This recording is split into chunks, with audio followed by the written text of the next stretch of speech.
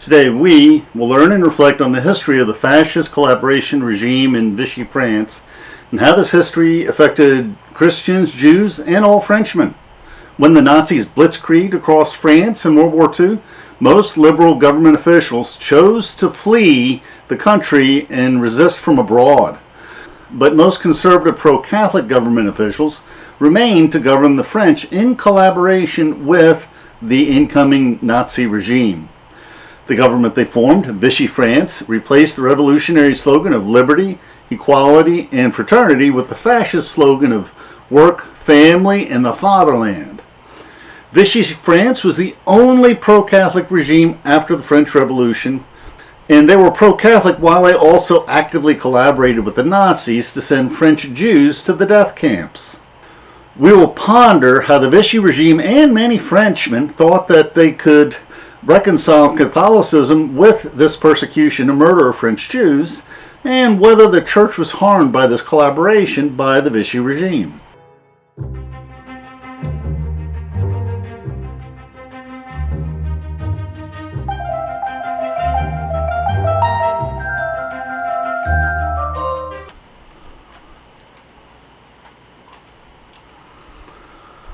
Was the reputation of the Catholic Church harmed by the collaboration of the Vichy regime? There's no single clear-cut answer to this question. The study of the Vichy regime is really most valuable when we use it as a study on how Christians should live their lives under a secular and ungodly regime. Most of the bishops were compromised in their dealings with the Nazis and the Vichy regime. Only one Vichy bishop spoke out against collaboration. Many bishops were forced to resign at war's end. However, many Catholic clergy and laymen opposed the anti-Semitism of the war years. Communists and Catholics jointly fought against the Nazis and the French resistance, and some pro-Catholic legislation introduced by the Vichy regime was retained after the war. So, we need to be cautiously optimistic in our views. Many Catholics and priests lived out their faith in difficult times, although, unfortunately, many Catholics and priests did collaborate with the Nazis, as did many of the other French citizens as well. We need to start with the backstories to the fascism of Vichy France and the persecution of the Jews in World War II. Hitler did not invent anti-Semitism. The Jews were hated in all of Europe, including France, and many Catholics despised the Jews. And we can see this most clearly in the Dreyfus affair that deeply divided French politics for decades. And this is the timeline of the Dreyfus affair. In 1894, Alfred Dreyfus, he was a military officer who worked in the German embassy. He was convicted of treason and sentenced to Devil's Island in French Guiana. But 2 years later, new evidence pointed to someone else. But this evidence is suppressed because the army doesn't want to be embarrassed about falsely accusing Dreyfus. But this news leaks, and the French novelist and author Zola pens J'accuse, and he creates an uproar in the media. And this goes on and on and on. And in 1899, Dreyfus is then retried, but he loses in trial and is resentenced. Well, soon after that, he was pardoned and released anyway. Finally, in 1906, look at the dates, that's like 12 years later, Dreyfus is reinstated in the military, serves in World War I, believe it or not, and retires from the military. And this whole affair split France into two factions, which is the pro-Republican Dreyfusards and the pro-Catholic, pro-army, and anti-Semitic anti-Dreyfusards. Now you can sense how this case brought out emotions in both France and all of Europe in these political cartoons. You can see the anti-Semitic caricatures of Dreyfus, including one where he's depicted as a Jewish monkey, and an English cartoon with a caption, "And Puck to French justice. So far, so good, madame. You have vindicated Dreyfus, but you must also punish those criminals who persecuted him before your work is done." Émile Zola was also vilified by defending the Jew Dreyfus in J'accuse, even though he established the innocence of Dreyfus beyond any shadow of a doubt. And we see him depicted in one cartoon as the king of the pigs, and in another political cartoon he's being pursued by an angry mob. And the political backstory of World War II in general is that it grew out of the unresolved conflicts of World War I, and we'll just mention those very briefly. When World War I broke out, the German armies had marched through Belgium and in a month's time raced within 43 miles of Paris, which was unfortunately a few precious weeks behind schedule. This delay enabled the Allies to regroup, and the German army was stopped at the Battle of the Marne. And the Germans and the Allies tried to outflank each other, eventually digging trenches that reached to the sea and to the mountains, and then both sides dug in for years and years of brutal trench warfare. Millions and millions of soldiers perished. The soldiers would periodically storm through no man's land, through barbed wire, into machine gun fire on the other side. And it was not uncommon for single battles in World War I to have tens of thousands of casualties. I mean, this was worse than the American Civil War, which was also a bloodletting. Finally, the Germans were forced to retreat, but before the war crossed into Germany, the Germans asked for an armistice. This meant that although millions and millions of people died on French soil, none died on German soil. The Germans on the home front thought they were winning the war because of the wartime propaganda. The common man in the streets of Berlin asked, "Who stabbed us in the back? Who stole this sure victory from us?" And you can see in this stab in the back myth, political cartoon, who are they blaming? They're blaming the Jews for losing the war for them. The Allies insisted that Germany admit her war guilt. And when Germany was forced to pay just sky-high reparations, she inflated her currency. Hyperinflation wiped out the savings of ordinary Germans and shattered the German economy. So much so that one German mark in 1918 had inflated to 8 trillion marks by 1923. People used banknotes as wallpaper. In 1923, coffee would double in price in the time it took to drink it. And to make matters worse, then the Depression hit. Far right-wing parties sprung up, fascists and communists battled in the streets, and out of this chaos rose Hitler. In contrast, when World War II broke out, the German armies marched and drove their new state-of-the-art tanks through the supposedly impassable Ardennes forest. In this war, Paris fell in less than a month. This time, the newly improved tanks and German Stuka dive bombers ensured that this blitzkrieg war would not be fought in the trenches. And as an aside, the top German military generals were not in favor of this plan, but Hitler approved this suggested plan from a junior officer. The incredible speed of this German blitzkrieg invasion in World War II and the memories and traumas of World War I were so overwhelming to the French that the French leaders lost all will to fight. Winston Churchill flew repeatedly to France to try and rally their leaders and their troops, begging them to fight to the bitter end. But the French were truly defeated, possibly before the battle began, and the French longed for peace at any price. Yet the French were resentful that the British would not commit their RAF fighters to France, those precious fighters that they would need to hoard to fight the Luftwaffe dive bombers in the upcoming battle for Britain. Nobody in France expected that the Nazi blitzkrieg would sweep away France and reach the Pyrenees in 6 weeks. Winston Churchill in England stood alone in his opposition to Hitler in Europe, and he also stood somewhat alone in his own government. Many other leading British politicians wanted to negotiate a peace with Hitler. The Nazi hold on the European continent was seen as impregnable. General Charles de Gaulle wanted to fight on as a guerrilla force, but the hero of France in World War I, General Pétain, and most of the other French leaders thought that they were forced to sign an armistice with the Germans. And the French longed for peace. The French longed for order. At the end of the war, collaboration was seen as treasonous, and many collaborators were executed. But at the beginning of the war, collaboration was seen as a necessity. When the Germans invaded France, the government and military leaders debated among themselves. Should the government flee to the French colonies in North Africa with the French fleet and continue the war? Should they stay and share the misfortunes of the French people? This debate continued as the German army advanced. The government had to relocate several times, and those in favor of an armistice, including Marshal Pétain and General Weygand, gradually won the debate. The war in France seemed over in 1940, with Germany in control of the entire European continent, and the French were asking themselves, how would it be possible for England to fight back? Hitler was quite willing to accept a lenient armistice from the French, lenient on his own terms, because Hitler did not want the French government to flee and continue the war from Algeria.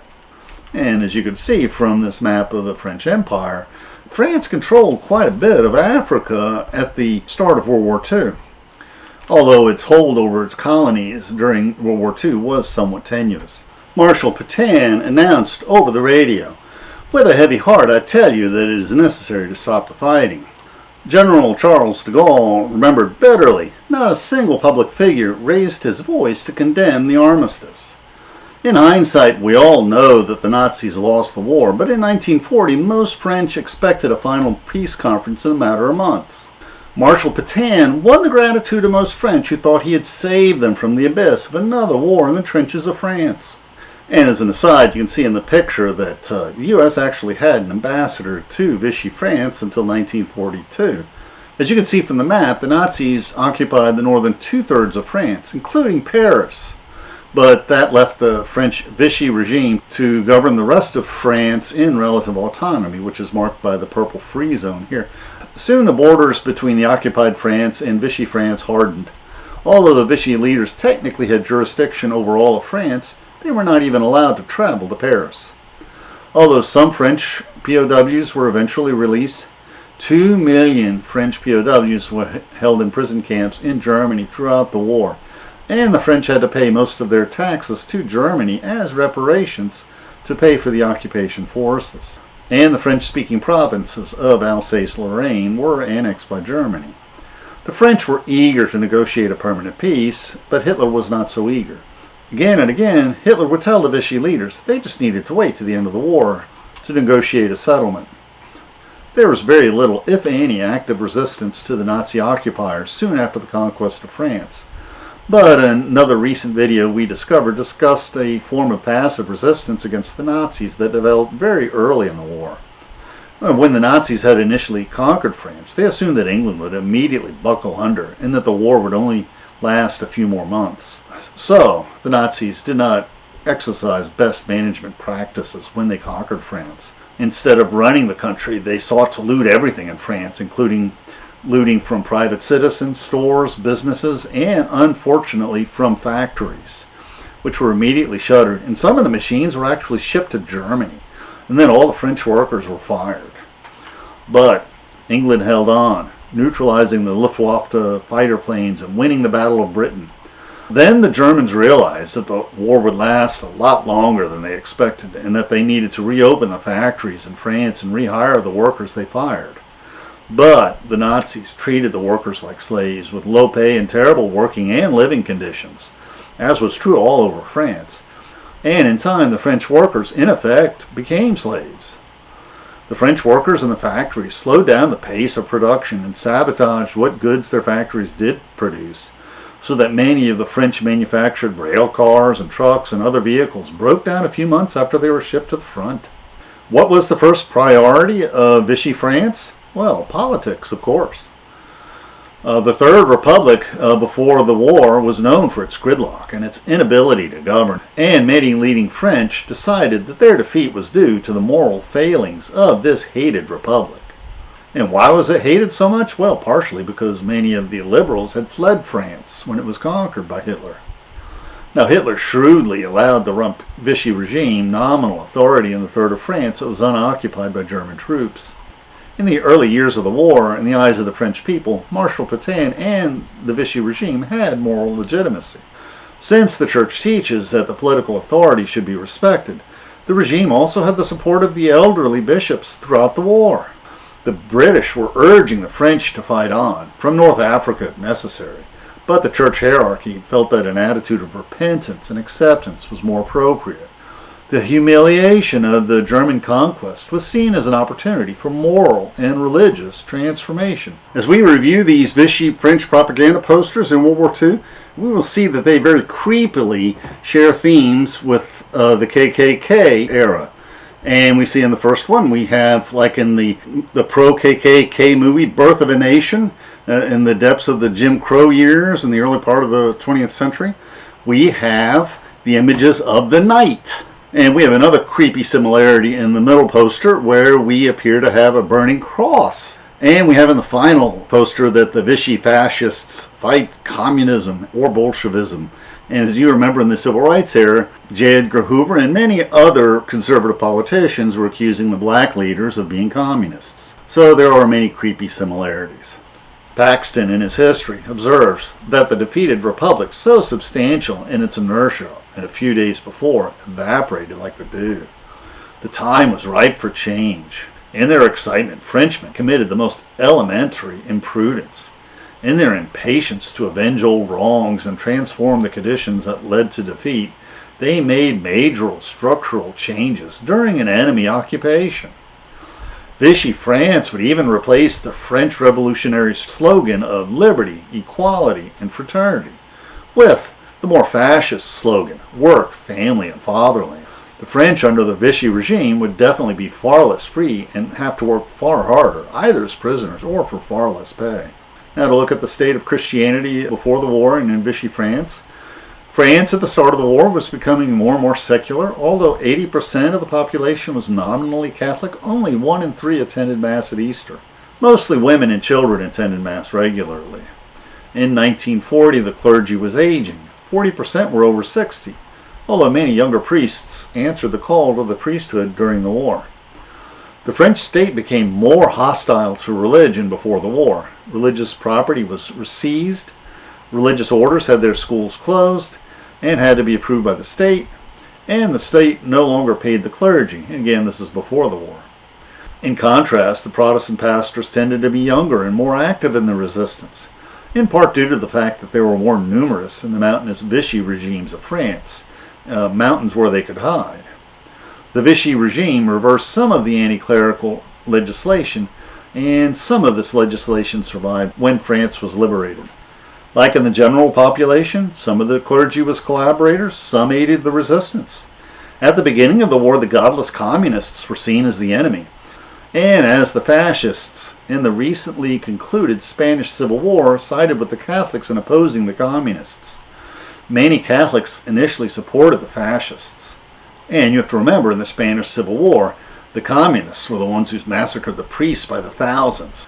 Also, many Catholics in France were anti-Semitic. Many Catholics did not turn away from fascism, even in the face of the continuing brutality of the German occupation. Indeed, many of the French joined the milice, the French version of the Gestapo, and they had an even worse reputation. And many of the members of the milice considered themselves hardcore Catholics. Many Catholics volunteered to fight in the French Volunteer Legion in the German army, who fought the communists on the Eastern Front. These French legionnaires saw themselves as participating in a Christian crusade against Bolshevism, delivering France from the clutches of the Jews and the communists. Many of the leading liberals in Parliament had fled France. Those ministers remaining in the National Assembly voted to suspend the Constitution of 1875, granting full powers to Marshal Pétain, instructing Pétain to draft a new constitution. Elections were out of the question because the Germans occupied most of France, including Paris. The government agencies were now led by professional bureaucrats. The government fought against moral decadence, waging a campaign against alcoholism, reestablishing religious instruction in the schools, and church properties that had been seized in 1905 were now restored. And divorce was even forbidden in the first 3 years of marriage. But Jews were still let off to the gas chambers. Pierre Laval, who had been in and out of power in France for decades, became Minister of State and handled the day-to-day administration of the Vichy regime. He was a true fascist politically and was eager to meet Goering and work with the German ambassador a bit. He was eager for France to join the war on Germany's side. In the early days of the war, the French even attacked the English fortress of Gibraltar. Laval thought that if only Hitler could see France as an equal, a peace treaty could be negotiated. The French POWs could be quickly released, the occupation costs could be reduced, and the government could return to Paris and govern the whole country. Such dreams Laval had. Laval was eager to show Hitler the Vichy's plans for anti-parliamentary and anti-Jewish legislation. Alas, Hitler was not interested. The armistice had France where he wanted her. France needed to wait until the end of the war for any improvements. The Vichy government was friendly to Catholics, but Jews, not so much. In 1940, long before the Germans began to apply pressures, the Vichy government implemented anti-Semitic policies and legislation. All the Jewish veterans and long-established French families were exempted for some of the harsher Jewish policies. Jews were excluded from prestigious governmental and military jobs, and from teaching, and from jobs in the media.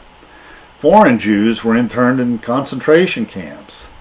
Pétain himself may have even consulted with the Vatican on the permissible limits of anti-Semitism.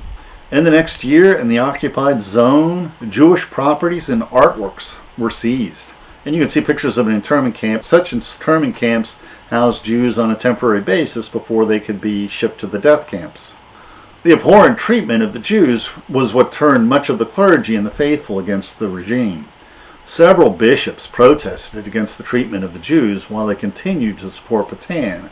Many Catholic and Protestant clergy and faithful actively resisted the Nazi persecution of the Jews. Many seminaries, convents, and churches hid Jews, often with the secret cooperation from bishops and other church administrators. And many of the faithful helped Jews escape to Spain and Switzerland. Nuns in Lyon became specialists in forging identity papers to help Jews escape. Laval once had ordered the deporting of Jewish children, but they were snatched from a train station and hidden in seminaries and convents. The Germans were furious at this clerical intervention in their plans to exterminate the Jews. And we are showing pictures of the milice, the French police, who helped round up the Jews to send them to the concentration camps, and who were sometimes more brutal than the Gestapo. The historian Paxton speculates on Hitler's arrogance. One can only speculate on what would have happened had Hitler been less vengeful, less wedded to forceful solutions. In other words, had not been such a bully. Quicker to sense others' needs and aspirations. But I think Paxton is a little bit naive here. I mean, if Hitler had not been Hitler, he wouldn't have invaded France in the first place. Pierre Laval was sacked by Pétain in December 1940, greatly damaging French-German relations, as Laval was the Germans' favored collaborator. History is uncertain exactly why he was sacked, because Pétain left no clues as to his state of mind. Laval was replaced by Darlan, who deepened the Vichy collaboration with the Nazis. 2 years later, Laval would be rehabilitated. Laval would be restored to the head of the Vichy government, when it was becoming more and more of a mere puppet government. At the end of the war, Laval was tried and executed as a collaborator. The elderly Pétain was sentenced to be executed as a collaborator as well, but de Gaulle decided to pardon him because of his service in World War I. Pétain would die in prison. When the tide of war turned, resistance increased and collaboration decreased. When the events of war made the eventual German defeat more and more likely, the Vichy regime became less and less powerful and more desperate. At this time, in June 1941, Germany invades Russia in Operation Barbarossa. Initially, Germany blitzed through Russia the same way it did in France, but Russia is so incredibly vast that no matter how successful the Nazis were on the battlefield, they would always be outnumbered by the Russians who remained, who were then being supplied with tanks and planes and rifles by the Lend-Lease program of America. Now that Russia was again an enemy of Germany, the communists in France faced greater pressure. And this meant that more communists joined the resistance, which actively opposed the Germans and the Vichy French, and also prompted greater cooperation between the Catholics and communists in France that would last into the post-war years. Terrorism and assassinations of German officials increased, and the Vichy officials were drawn into the struggle against the resistance, which was now turning into a civil war. Now the Vichy officials heard a new excuse when they urged the Germans to see them as partners rather than as conquered. The Germans were far too busy on the Eastern Front to attend to matters in Europe. The French would have to wait until the end of the war to negotiate a permanent peace. The German persecution of the Jews in France increased in 1942. Jews were now required to wear yellow stars. And Himmler ordered that 100,000 Jews from all of France be deported to the Auschwitz death camps, foreign-born Jews first. The Vichy officials offered only token resistance. This persecution extended to clergy who assisted the Jews. Many French priests would be murdered in the Dachau concentration camps, and many of the faithful would become martyrs in their defense of the Jews. One nun commented as she was sent to the death camp in Ravensbrück, "I am leaving for heaven." And the war drug on. In December 1941, Japan attacked America at Pearl Harbor, and Hitler then declares war on America without provocation, which was a terrible tactical and strategic mistake.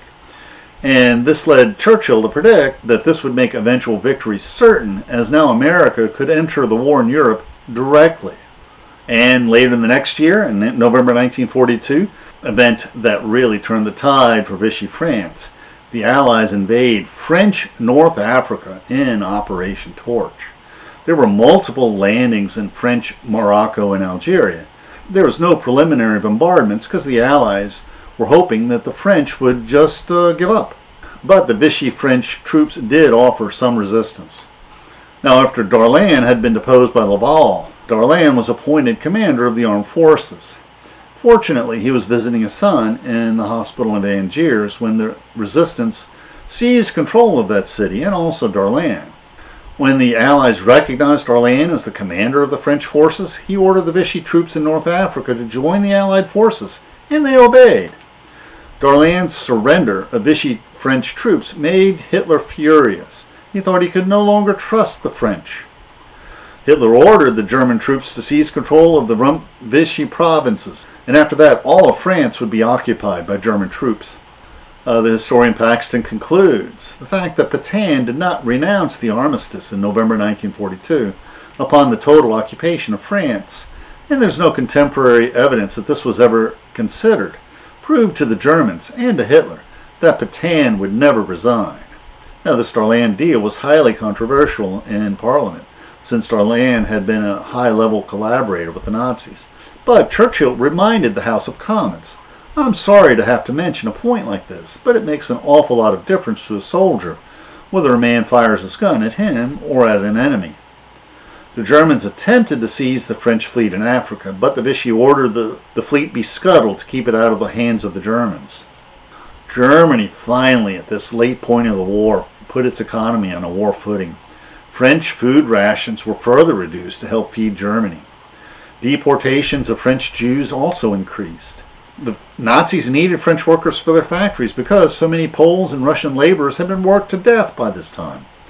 Laval struck a pathetic deal with the Nazis. For every 3 skilled workers who volunteered to work in German factories, 1 French POW would be released. But when not enough French volunteered, this was turned into a draft of French workers to labor in German factories.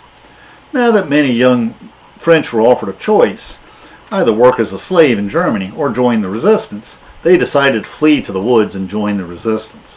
Also in November 1942, in the Battle of Stalingrad, the German general Paulus surrendered what was left of the German 6th Army, which had 22 divisions, when the Russians trapped them in Stalingrad. Millions of Germans and Russians died in Stalingrad. But after Stalingrad, the Germans were in full retreat on the Eastern Front. Now the Vichy French would worry that eventually the German occupation would be replaced by a Russian occupation of France at the end of the war. And this was a factor in the Vichy regime's choice to continue their collaboration with the Nazis.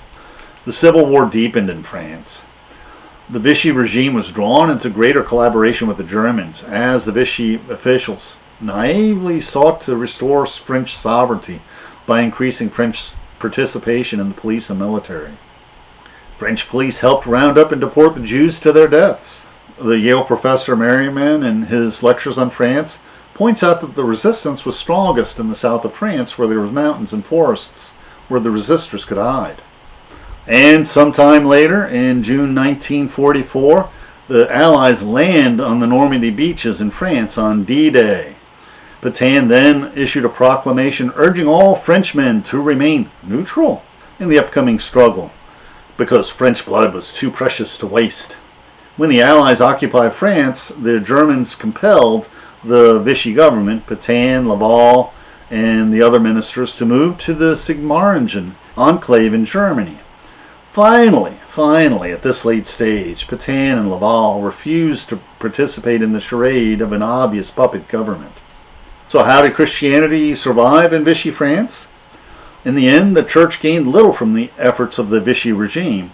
Upon its liberation, France reverted back to a secular state, and the constant battle between clericalism and anti-clericalism was resumed. The authority of the bishops, who were so closely tied to Marshal Pétain and the Vichy regime, was undermined. Most French bishops were forced into retirement. Much of the Vichy legislation was declared null and void, although the Vichy bureaucracy was allowed to continue governing. Some measures were retained. The religious orders continued to be allowed to be teachers in the public schools. The subsidies paid to the Catholic schools were not revoked. The experience of the fighters of the resistance may have helped the new worker priest movement to grow. Younger priests wanted to be closer to the working class, and the adversity of the war had encouraged a revival among many faithful. How did the experience of the faithful affect the sessions of the Second Vatican Council a few decades later in 1964? The war years brought more denominational mixing. In particular, the Dachau prison camp was an ecumenical brotherhood where French priests and Protestant pastors and Jews all suffered together for their faith. The experience of Yves Congar in a French POW camp influenced his later ecumenical theology. Likewise, Catholics and Protestants cooperated in the resistance movements, along with communists. Definitely the experiences of the war and the Holocaust purged anti-Semitism from the hearts of the truly faithful, and the Vatican II decrees on ecumenicism and peaceful coexistence with the Jews were directly influenced by these wartime experiences. The experiences of World War II directly influenced the formulation of the Vatican II decrees. The greatest effect of the war experience upon Catholics was the realization that democracy was the most desirable political system, not only for tolerating but also encouraging the faithful in their desire to live a godly life, bringing up their children in the faith. The Vichy government may have been seen as the defender of ancient virtue in the early years of the occupation, but it was all too eager to collaborate with the evil Nazi occupiers in the vain and futile hope that order would be maintained. All who survived the war realized that totalitarian governments would in the end be inimical to the Christian faith, no matter how friendly to the faith they appeared to be, because freedom was seen as a Christian virtue. The greatest lesson was that the Catholic Church needed to be on the side of virtue on issues that affected social justice. Now we'll discuss the sources we used for this video. Our main source on Vichy France was this book by Robert Paxton, and it was so influential in France that it influenced the post-war history of how the history of Vichy France was remembered by the French. The trauma of the Nazi occupation, living through yet another world war fought on French soil, and the civil war in France, fought between the resistance and the Vichy collaborators, was so deep that the French constructed the Charles de Gaulle myth that most French were part of the resistance from the very beginning. And this collective amnesia was assisted by the French policy to keep the state archives confidential for 50 years. The truth is that the French police happily collaborated with the Germans when they rounded up the Jews to send them to the death camps. Pictures of these French police were airbrushed out of the pictures of the period. There was not any public discussion or study of the realities of the extent of the collaboration during the Vichy regime until the 70s. The view that collaboration with the Nazis was widespread was considered heretical and unthinkable until the ice was broken by the 1970 French film The Sorrow and the Pity, which was not shown on French television until 1981. Now, Robert Paxton's book on Vichy France used mostly German archives to provide a more balanced view of this painful history. This book is a joy to read and was a runaway bestseller in France, and it was a topic of intense national discussion in the media and in French society, and it changed how the French remembered the painful history of Vichy France. Now, we originally ordered Paxton's book because it was repeatedly mentioned in the footnotes of the other book we reviewed, Politics, Society, and Christianity in Vichy France. Now, when reviewing this book, we realized that the reactions of the French Christians to the calamity of the German invasion are but a reflection of the reactions of the French people as a whole. In the early years, the war seemed to be over before it started, and nobody could imagine that the German army could be dislodged from Europe proper. Everyone supported Marshal Pétain and the Vichy regime. Everyone wanted to blame the success of the German invasion on the moral weakness of the old French Republic. Nobody was eager to fight a guerrilla war on the French soil when the Nazis could bring vengeance on their wives and children. Another interesting and important source is the lectures of Professor John Merriman of Yale University. He discusses how the French view the history of the Vichy regime. John Merriman had lived in a village in France for many years, several decades ago, when memories of Vichy France were still fresh, and when many were still alive who lived through the German occupation. He has stories of people who every day saw directing traffic the French police who had sent their friends and neighbors to the death camps. His lectures are interesting because he expects his students to study the material on his own, and his lectures mainly focus on what life was actually like for ordinary people during those historic times. So if you prefer to listen to anecdotes rather than straight history, listen to these lectures. They're really good. Fascism has different forms reflecting the culture in which its seeds take root. This is our planned series of videos. The first totalitarian fascist regime was that of Mussolini in Italy. He preceded Hitler by over a decade, and he was a friend of the Catholic Church and the Pope in the beginning until he started persecuting the Jews under the influence of Hitler on the eve of World War II. Hitler of Nazi Germany feigned friendship with the Church in the very beginning of his rule, but the Nazis quickly started harassing and persecuting both Catholics and Protestants, sending many to the death camps. The fascists and General Franco in the Spanish Civil War were the friend of the Catholic Church. Although the nationalist fascists and the Republican communists were both brutal and both committed atrocities and massacres, the communists were the enemies of the church because their side massacred priests and monks and nuns by the thousands. Viktor Frankl's message in his book, In Man's Search for Meaning, is that no matter what challenges life throws at you, even the challenges of the Nazi concentration work camps, you can find the strength to persevere if your life has meaning.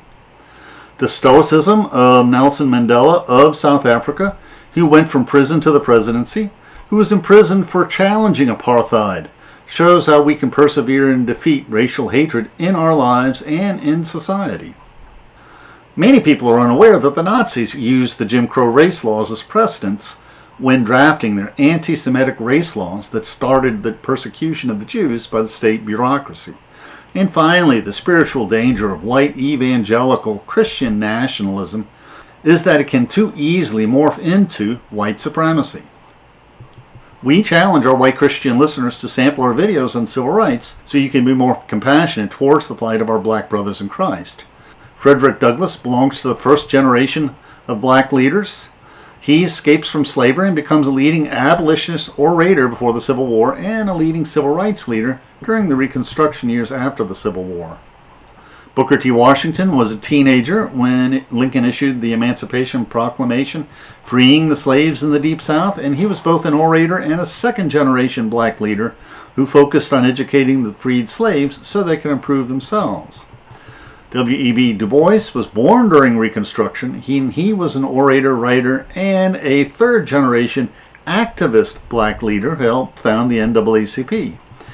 And we have another story of the lesser-known Father Tolton. He was invited to study in Rome for the priesthood and was the first former slave who was ordained as a priest. The YouTube description links to the video script in our blog. Please support our channel by sharing this video with your friends and by clicking the like and subscribe buttons and by clicking on the Amazon links to purchase any of the books we discussed. And please consider becoming a patron of our channel. And please click on the links for interesting videos on other topics that will broaden your knowledge and improve your soul. Thank you.